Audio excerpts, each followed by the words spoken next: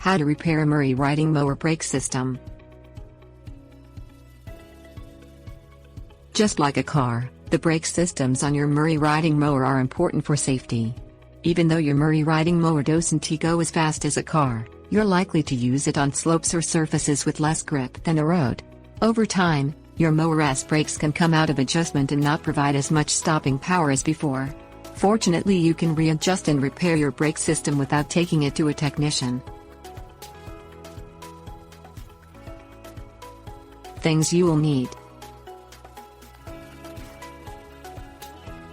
socket set or wrench set. Place your mower on level ground and turn off the engine. Disconnect the spark plug with your wrench to prevent any accidental starts while you work on your Murray mower. Set the parking brake and put the shift lever into the neutral position, which is marked with an N.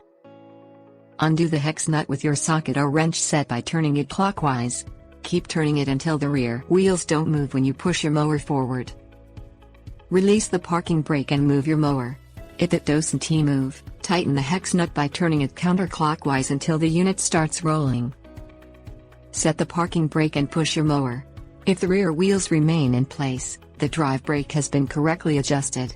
If they do move, repeat steps 2 through 4 accordingly.